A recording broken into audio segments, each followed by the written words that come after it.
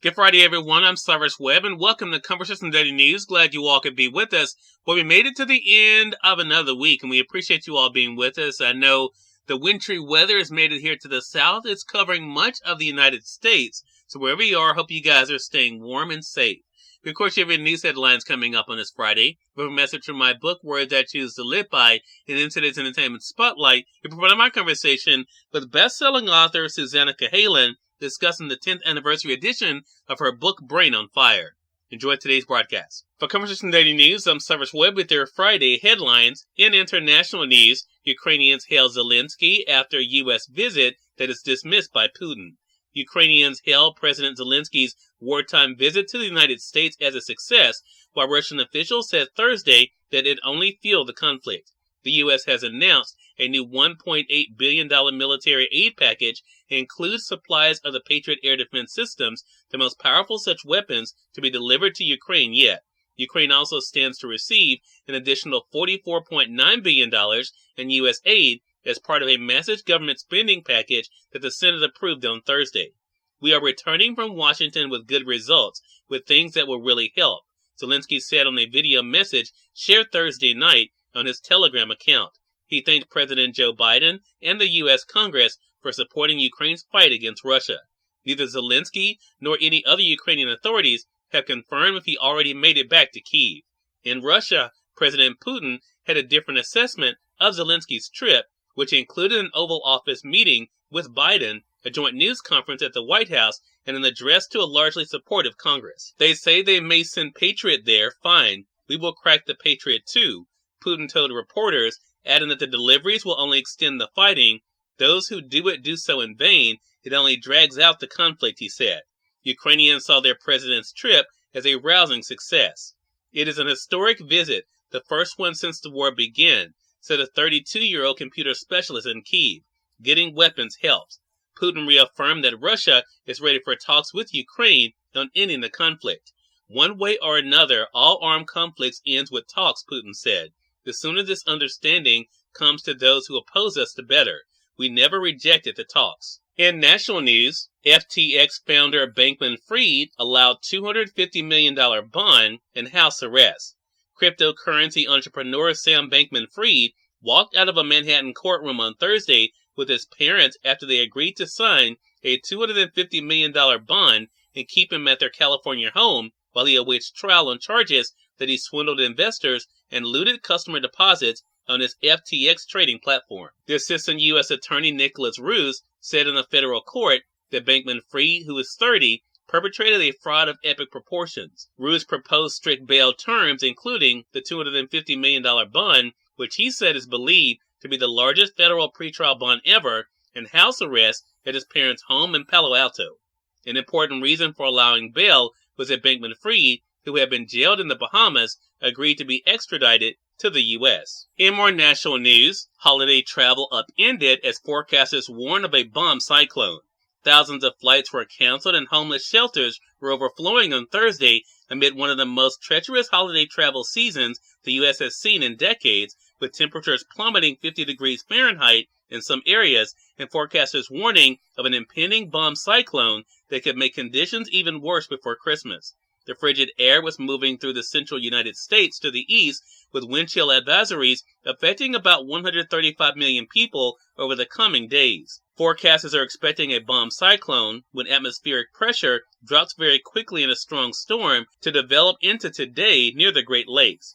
That will stir up blizzard conditions, including heavy winds and snow. In more national news, the Senate passes $1.7 trillion bill to fund the government and aid Ukraine.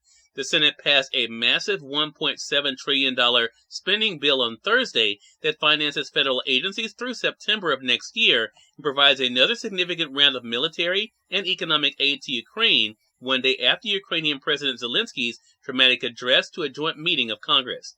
The bill, which runs some 4,100 pages, includes about $773 billion for domestic programs and $858 billion for defense, and would finance federal agencies through the fiscal year at the end of September.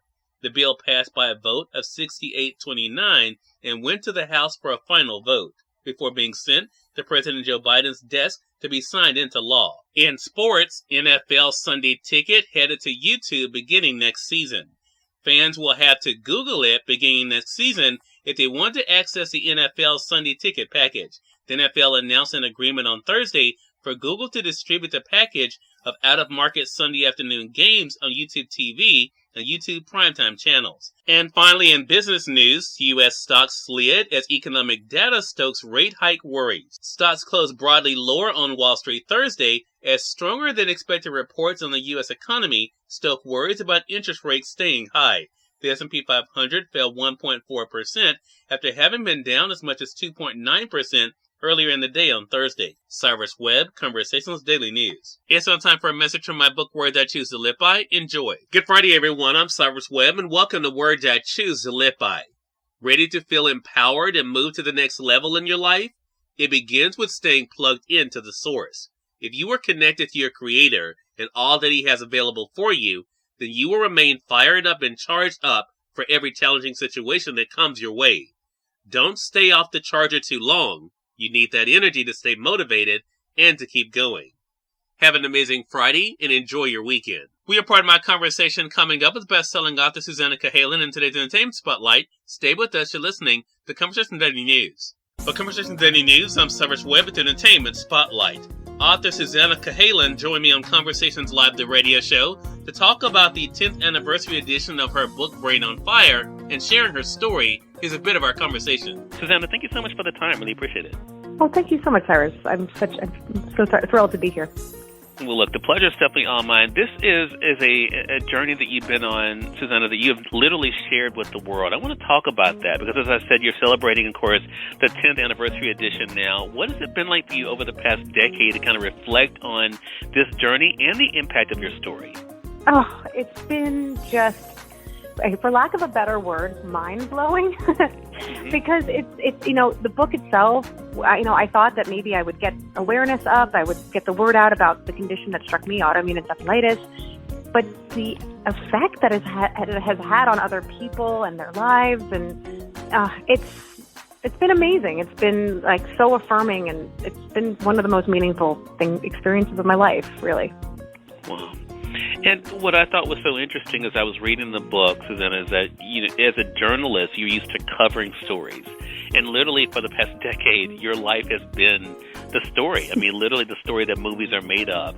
I mean, what was that like for you to be on the other side? Because you're someone who, it's very obvious that you are fascinated about other people's stories. What was it like for you to see that fascination with your story, your diagnosis, and the impact? What a great question. It's interesting because I forget so much of what had happened to me because the illness kind of robbed me of my memories. So I had very few memories from that time. So in a way, it was kind of like reporting on someone else.